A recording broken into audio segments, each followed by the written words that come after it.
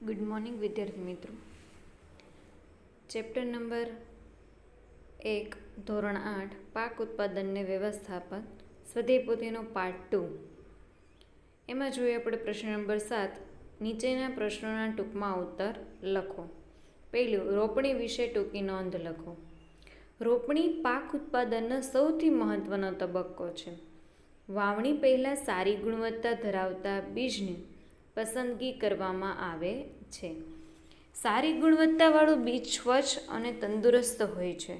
ખેડૂત સારી ઉપજ પ્રાપ્ત કરવાવાળા બીજને પ્રાથમિકતા આપે છે. ધારદાર અણીવાળા છેડાયુક્ત 2 કે 3 પાઇપમાંથી પસાર થાય છે. આને રોપણી કહેવાય. શું કહેવાય? રોપણી. તમે આટલું લખો ને ત્યારે તમને 2 માર્ક મળે. પ્રશ્ન નંબર 2. નિંદામણ વિશે ટૂંકી નોંધ લખો. ટૂંકી નોંધ 2 ગુણ જેટલું તમારે લખવાનું. વિધિન 6 થી 7 લીટી. નિંદામણને દૂર કરવાની પ્રક્રિયાને નિંદામણ કહે છે. નિંદણ દૂર કરવું આવશ્યક છે. ખેડૂત નિંદામણ દૂર કરવા ભિન્ન પદ્ધતિઓ અપનાવે છે. નિંદણ દૂર કરવા વપરાતું સાદું ઓજાર ખુરપી છે. સમયાંતરે ખુરપી વડે નિંદણને જમીનમાંથી નજીક કાપવામાં આવે છે. પાક ઉગાડતા પહેલાં ખેડ દ્વારા નિંદણ દૂર કરવામાં આવે છે. એકદમ સરળ અને સાદી ભાષા છે. વ્યવસ્થિત તમે 6 થી 7 લીટી જેટલું લખો એટલે તમને 2 માર્ક મળી જાય. ત્રીજું, થ્રેસિંગ વિશે ટૂંકી નોંધ લખો. પાક જ્યારે પૂર્ણ પરિપક્વ થઈ જાય ત્યારે તેની કાપણી કરવામાં આવે છે. કાપવામાં આવેલ પાકમાં બીજ કે દાણા કણસવામાં હોય છે. શું હોય છે? કણસલામાં હોય છે, યાની કે ડુંડામાં હોય છે. કણસલામાંથી દાણા છૂટા પાડવાની ક્રિયાને થ્રેસિંગ કહે છે. આ માટીને યાંત્રિક સાધન થ્રેશર છે. આ સાધનનું નામ શું છે? યાંત્રિક સાધન થ્રેશર છે એનું નામ. બરાબર. વળી લણણી કરવાનું હાર્વેસ્ટર અને થ્રેશર બંનેનું સંયુક્ત સ્વરૂપ કમ્બાઇન મશીન છે. તમારા પાઠ્યપુસ્તકમાંથી જ લખેલો છે. ડાંગરને શિયાળામાં શા માટે ઉગાડવામાં આવતી નથી? ડાંગરને વધારે માત્રામાં પાણી જોઈએ છે, તેથી તેને માત્ર ચોમાસામાં ઉગાડવામાં આવે છે. આથી ડાંગરની શિયાળામાં ઉગાડવામાં આવતી નથી. પ્રશ્ન નંબર 5. ખેતરમાં સતત પાક ઉગાડવાના લીધે જમીન પર કઈ અસર થાય છે? સમજાવો. ખેતરમાં સતત પાક ઉગાડવાના લીધે તેમાં પોષક તત્વો ઓછા થઈ જાય છે. આથી જમીનની ફળદ્રુપતા ઘટે છે. આ જમીનમાં પાક ઉગાડવામાં આવે તો પાક ઓછો અને નબળો પ્રાપ્ત થાય છે. હવે વિદ્યાર્થી મિત્રો, તમે ખેતરને ખાલી જ ન રાખો. એક પાક ઉગાવ્યા પછી બીજો પાક અને બીજા પછી ત્રીજો, તો એ શું થાય? જમીનની ફળદ્રુપતા, એના જે પોષક તત્વો છે એ ઓછા થતા જાય. એટલે પાક છે એ વધારે પોષક તત્વોવાળો કે ગુણવત્તાસભરવાળો બનતો નથી. કેવો થાય છે?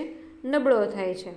છઠ્ઠું, નિંદણ એટલે શું? આપણને તેનું નિયંત્રિત કેવી રીતે કરી શકીએ છીએ? આપણે તેનું નિયંત્રિત કેવી રીતે કરી શકીએ છીએ? ચલો જવાબ જોઈએ. ખેતરમાં કેટલાક બિનજરૂરી છોડ કુદરતી રીતે પાકની સાથે ઉગી નીકળે છે. આવા બિનજરૂરી છોડને નિંદણ કહે છે. નિંદણને દૂર કરવાની ક્રિયાને નિંદામણ કહે છે. નિંદણ દૂર કરવું જરૂરી છે. ખુરપી સાધન વડે દૂર કરવામાં આવે છે. વળી જમીન ખેડતી વખતે હળ ફેરવવાથી નિંદણ નાશ પામે છે. તેમજ વાવણી વખતે વાવણીયા દ્વારા પણ નિંદણ દૂર થાય છે. પ્રશ્ન નંબર 7. ખરીફ પાક અને રવિ પાક એટલે શું? 2 ઉદાહરણ આપો. ખરીફ પાક, ચલો એની વ્યાખ્યા જોઈએ. વરસાદની ઋતુમાં રોપવામાં આવતા પાકને ખરીફ પાક કહે છે. દાખલા તરીકે ડાંગર, મકાઈ વગેરે. રવિ પાક, શિયાળામાં રોપવામાં આવતા પાકને રવિ પાક કહે છે. દાખલા તરીકે ઘઉં ને ચણા.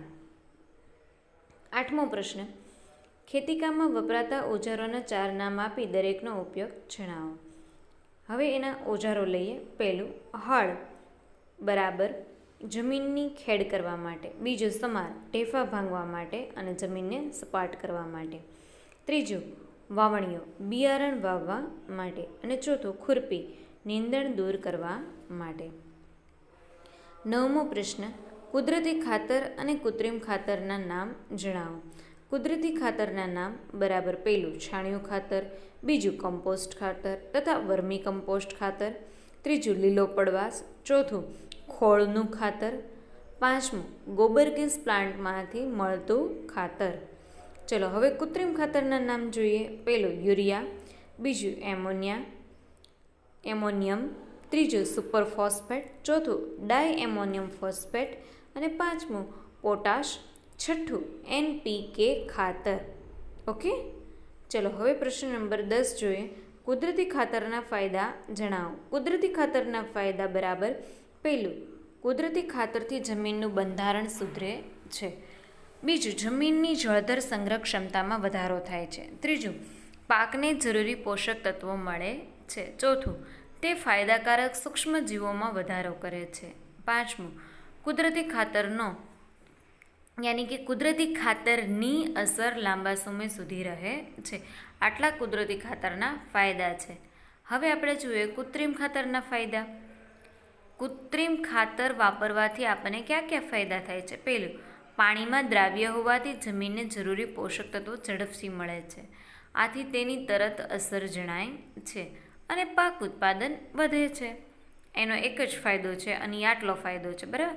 જ્યારે કુદરતી ખાતરના આપણને 5 ફાયદાઓ છે. 12મું, કૃત્રિમ ખાતર વાપરવાના ગેરફાયદા જણાવો. કૃત્રિમ ખાતર વાપરવાના ગેરફાયદા જોઈએ. હવે કૃત્રિમ ખાતર વાપરવાથી જમીનનું બંધારણ બગડે છે તથા જળધારણ ક્ષમતામાં ઘટાડો થાય છે. તમને ખરા ખોટામાં પણ પૂછાયું હતું. બીજું, કૃત્રિમ ખાતરના વધુ પ્રમાણથી કેટલીકવાર પાક બળી જાય છે અથવા પાક ઓછો થાય છે. 13મો પ્રશ્ન, નીંદણથી પાકને શું નુકસાન થાય છે? નીંદણ દૂર કરવા માટે કયા કયા સાધનો વપરાય છે? નીંદણ પાકને જમીનમાંથી જે પોષક તત્વો મળતા હોય તેમાં ભાગ પડાવે છે. પરિણામે મુખ્ય પાકને પોષક તત્વો પૂરતા પ્રમાણમાં મળતા નથી. નીંદણ દૂર કરવાના ઉપાયો જોઈએ. પહેલું, ખુરપી, કોદાળી જેવા સાધનો વડે નીંદણ દૂર કરી શકાય છે. હવે આપણે પ્રશ્ન નંબર 8 જોઈએ. આ પણ પ્રશ્નો કેવા છે? વૈજ્ઞાનિક કારણો છે પણ 2 માર્કના છે. આપણે ઉપર 13 પ્રશ્ન જોયા ને તે પણ 2 માર્કના જ પ્રશ્ન હતા.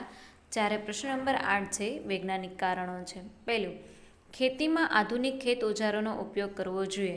ખેતીમાં આધુનિક ખેત ઓજારો જેવા કે દાંતી, વાવણીઓ, હાર્વેસ્ટર, થ્રેસર અને ટ્રેક્ટરનો ઉપયોગ થાય છે.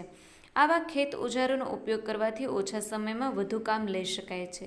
વળી તેમાં માનવબળ કે પ્રાણીબળનો ઉપયોગ થતો ન હોવાથી ખેડૂતને ભારે પરિશ્રમ કરવામાં મુક્તિ મળે છે અને સમયસર કામ પાર પાડે છે.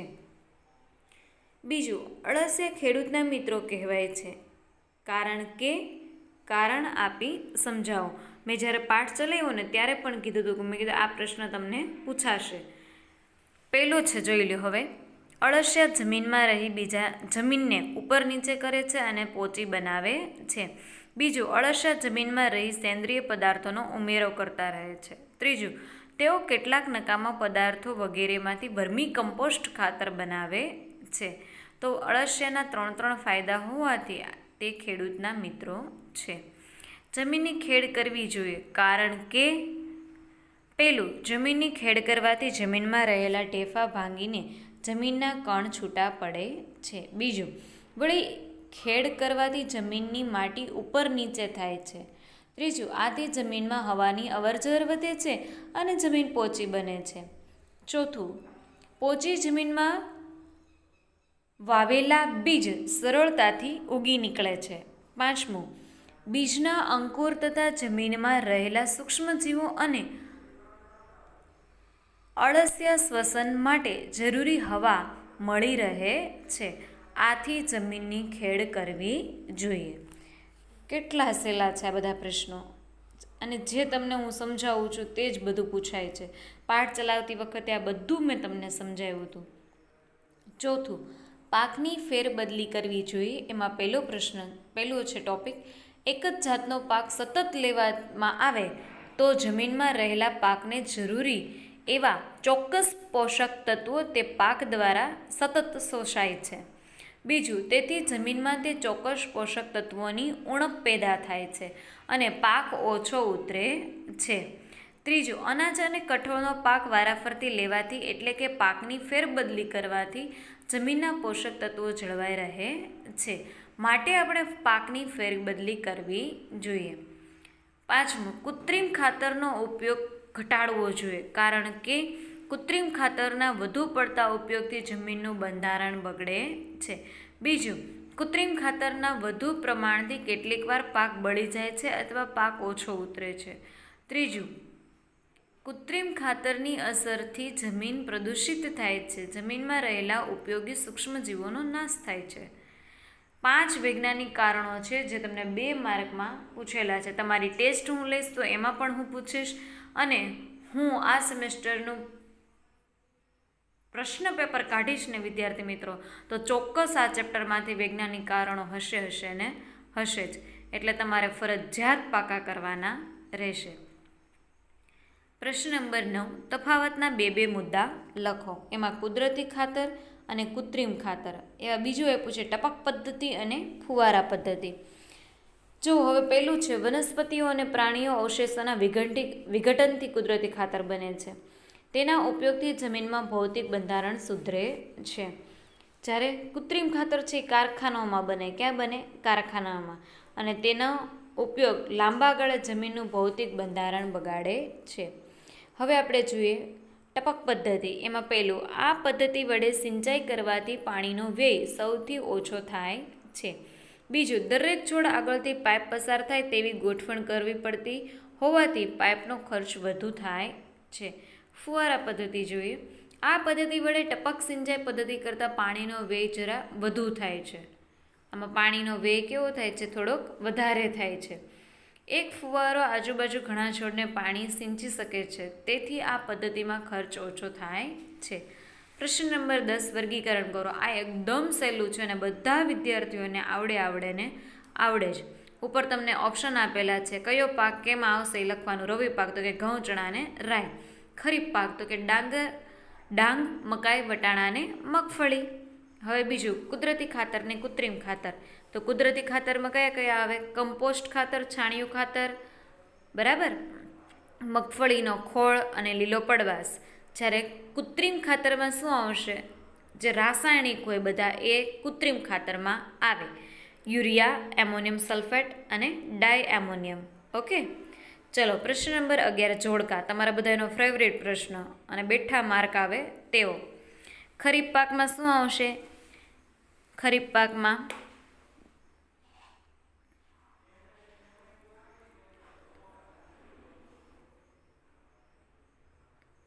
પાકમાં આમાં જુઓ મિસ્ટેક છે, બરાબર, એમાં મિસ્ટેક થઈ છે. ખરીફ પાકમાં આવશે રવિ પાક અને રાસાયણિક ખાતર ને કુદરતી ખાતર. વ્યવસ્થિત ચેક કરજો. ખરીફ પાક છે તેમાં આવશે આપણે રાસાયણિક ખાતર છે ને, એમાં ત્રીજામાં લખજો ઈ આવશે. હું તમને ચેન્જ કરીને જ PDF મોકલીશ. રાસાયણિક ખાતરમાં આવશે ઈ, યુરિયા અને સુપર ફોસ્ફેટ. શું આવશે? યુરિયા અને સુપર ફોસ્ફેટ. ઈ આવશે ત્રીજામાં, ઈમાં. ઓકે, ખરીફ પાક છે તો એમાં આવશે બી, ડાંગર અને મકાઈ. રવિ પાક છે એમાં આવશે ઘઉં, ચણા અને વટાણ. તમે ખાસ ઉપર જોજો. જો રવિ પાક બીજું છે તો મેં તમને ઉપર શું શીખવાડ્યું રવિ પાકમાં? તો કે ઘઉં, ચણા અને વટાણા આવશે, બરાબર. અને રવિ પાક છે એમાં શું આવશે? તો રવિ પાકમાં આવશે ડાંગર અને મકાઈ. અહીંયા મિસ્ટેક થઈ છે વિદ્યાર્થી મિત્રો, એટલે તમારે આમાં અહીંથી લખવાનું નથી. તમને જે હું PDF મોકલું છું PDF ફાઇલ, એમાંથી જોઈ વિચારી સમજીને જ લખવાનું છે. એને આપણે સ્કીપ કરીએ છીએ. તમને PDF ફાઇલમાં હું વ્યવસ્થિત લખીને સેન્ડ કરીશ. ઓકે, બીજું જોઈએ આપણે. છતાંય તમને આવડે એવું જ છે, થોડા ક્રમ આડાઅવળા થયા છે. બીજું જોઈએ આપણે વિભાગ A અને વિભાગ B. નીંદણ આપ્યું છે તો નીંદણમાં આવશે ડી, ખુરપી. પછી લણણીમાં આવશે એ દાંતરડું. સિંચાઈમાં આવશે ઈ, રહેટ. અને વાવણીમાં આવશે સીડ્રેલ. ઓકે, તમને જે રીતે ઓપ્શન આપ્યા છે તે બી કેવું છે? સાચું છે. 11માં તમને પેટા પ્રકાર 2 આપેલા છે, એમાંથી પહેલામાં થોડીક મિસ્ટેક થઈ છે. હું તમને PDF ફાઇલમાં સુધારીને સેન્ડ કરીશ. ઓકે, એટલે તમારે ખાસ ધ્યાન રાખવાનું છે. જ્યાં સુધી મારી પીડીએફ ના આવે ત્યાં સુધી તમારે લખવાનું નથી. લખવાનું તમારે પીડીએફમાંથી છે. ખરીફ પાકમાં છતાં હું તમને કરાવી દઉં છું. ઉપર આપેલું જ છે, બરાબર. મકાઈ ને બધું શેમાં આવશે? ડાંગર અને મકાઈ. તો એમાં પહેલામાં આવશે બી. પહેલામાં શું આવશે? બી, ડાંગર અને મકાઈ. જ્યારે રવિ પાકમાં શું આવશે? ડી, ઘઉં, ચણા. બરાબર. હવે રાસાયણિક ખાતર જોઈએ તો એમાં આવશે ઈ, યુરિયા અને સુપર ફોસ્ફેટ. પછી કુદરતી ખાતરમાં આવશે સી, છાણિયું ખાતર. ઓકે, જે મિસ્ટેક થઈ છે તે તમારે સુધારી લેવાની છે. મેં તમને આન્સર પણ આમાં સમજાવી દીધા છે, છતાં તમને પીડીએફ ફાઇલ પણ મોકલીશ. એટલે ખાસ વિદ્યાર્થી મિત્રો ધ્યાન રાખજો, કોઈ પણ જાતનું કોપી પેસ્ટ ન કરતા. પ્રશ્ન નંબર 12, સિંચાઈ એટલે શું? પાણી બચાવતી સિંચાઈની 2 પદ્ધતિઓનું વર્ણન કરો. છેલ્લો પ્રશ્ન છે આપણી સ્વદેપોથીનો આ. સમયાંતરે ખેતરમાં પાણી પૂરું પાડવાની ક્રિયાને સિંચાઈ કહે છે. સિંચાઈનો સમય દરેક પાક, જમીન અને ઋતુ મુજબ જુદો જુદો હોય છે. સિંચાઈની પરંપરાગત રીતમાં પાણી વધુ પ્રમાણમાં વપરાય છે, તેમજ કેટલાક વ્યય પણ થાય છે. 2 રીત છે, ફુવારા પદ્ધતિ અને ટપક પદ્ધતિ. પહેલું, ફુવારા પદ્ધતિ પાણીનો કરકસરપૂર્વક ઉપયોગ કરવા આ પદ્ધતિ વપરાય છે. તેનો ઉપયોગ અસમતલ ભૂમિમાં સિંચાઈ કરવા થાય છે. ફુવારા પદ્ધતિમાં ખેતરમાં મુખ્ય પાઇપ સાથે બીજી નાની પાઇપો જોડી થોડા થોડા અંતરે ફુવારા જોડવામાં આવે છે. ઊંચી ટાંકી અથવા પંપ દ્વારા મુખ્ય પાઇપમાં દબાણપૂર્વક પાણી પસાર કરવામાં આવે છે, તેથી ફુવારા મારફતે દરેક છોડને પાણી મળી રહે. બીજું, ટપક પદ્ધતિ. છોડને ટીપે ટીપે પાણી પૂરું પાડવું, આ પદ્ધતિને ટપક પદ્ધતિ કહે છે. તેમાં એક ઊંચી ટાંકીમાં ભરેલું પાણી અથવા પંપ દ્વારા દબાણ આપીને મુખ્ય પાઇપ દ્વારા ખેતરમાં લાવવામાં આવે છે. મુખ્ય પાઇપમાં શાખાઓ અને ઉપશાખાઓ પાડી પાઇપમાં નિયત અંતરે પાણી જવા માટે ડ્રોપરો મૂકવામાં આવેલા હોય છે. આ પદ્ધતિમાં પાણીનો વ્યય થતો નથી. પ્રશ્ન બીજો, ટૂંકનોંધ, લર્નિંગ. પાક જ્યારે પૂર્ણ પરિપક્વ થઈ જાય ત્યારે તેને કાપવાની ક્રિયાને લણણી કહે છે. તમારા પાઠ્યપુસ્તકમાં બધા સવાલના જવાબ વ્યવસ્થિત અને આપેલા જ છે, બરાબર. છતાં તમને કોઈ સવાલ ન સમજાય અથવા કોઈ અક્ષર ન દેખાય તો પાઠ્યપુસ્તકનો સહારો લેજો. છતાં ન સમજાય તો તમારે વિડીયોમાં હું એક એક શબ્દ સમજાવું છું, તે પણ તમે સમજી શકો છો. એ જ રીતે તમારે લખવાનું રહેશે. જવાબ જોઈએ. લણણી એક અગત્યનું કામ છે. લણણી છોડને જમીનની નજીકના અંતરેથી કાપી લેવામાં અથવા છોડને ખેંચીને ઉખાડી લેવાય છે. અનાજ પાકને પરિપક્વ થતાં 3 થી 4 મહિના જેટલો સમય લાગે છે. આપણા દેશમાં દાંતરડાની મદદથી હાથ વડે લણણી કરવામાં આવે છે. હાલમાં લણણી માટે મશીનનો ઉપયોગ કરવામાં આવે છે, જેને હાર્વેસ્ટર કહે છે. કાપવામાં આવેલ પાકમાંથી દાણાઓને ભૂસામાંથી અલગ કરવાના હોય છે, તેને થ્રેસિંગ કહે છે. આ બંને કાર્ય જે મશીન દ્વારા કરવામાં આવે તેને કમ્બાઈન મશીન કહે છે. વિદ્યાર્થી મિત્રો, તમને પ્રશ્ન નંબર 11ની હજી એકવાર એમાં ભૂલ છે, એટલે તમને એ સુધારવા માટેની હું પીડીએફ મોકલીશ.